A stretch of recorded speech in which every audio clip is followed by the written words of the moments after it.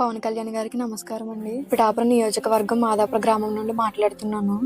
నా పేరు సత్య, మా తమ్ముడి పేరు చంటి. నాన్నగారు 2 years అయింది చనిపోయి. ఇప్పటి వరకు అమ్మగారే చూసుకున్నారు, పని చేస్తూ ఆ తమ్ముడిని నన్ను కూడా చదివిస్తూ. నెల క్రితం అమ్మగారు హాస్పిటల్లో చనిపోయారు, కాకినాడ పెద్ద హాస్పిటల్లో. క్యాన్సర్ వచ్చి, లంగ్ క్యాన్సర్ వచ్చి. ప్రెసెంట్ అయితే ఇప్పుడు తమ్ముడు నేను మాత్రమే ఉన్నాము. అమ్మ నాన్న ఎవరు లేరు. అమ్మమ్మ తరపు నుంచి, నాన్న వాళ్ళ సైడ్ నుంచి కూడా ఎవరు పట్టించుకోవట్లేదు, ఎవరు కూడా లేరు. ఈ ఇల్లు కూడా మాది కాదు. పవన్ కళ్యాణ్ గారు పిఠాపురంలో 42 మందికి, ఎవరు లేని అనాథలకి ఎలా హెల్ప్ చేస్తున్నారో మాకు కూడా హెల్ప్ చేస్తారని ఆశిస్తున్నాను.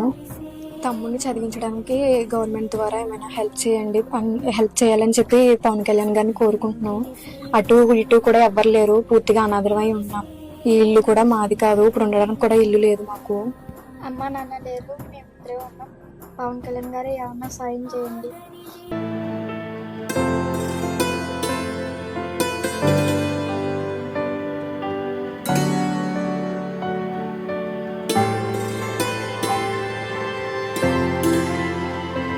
తల్లిదండ్రులు లేని పిల్లలండి, అనాథలండి. అయ్యప్ప వదిలేశారండి.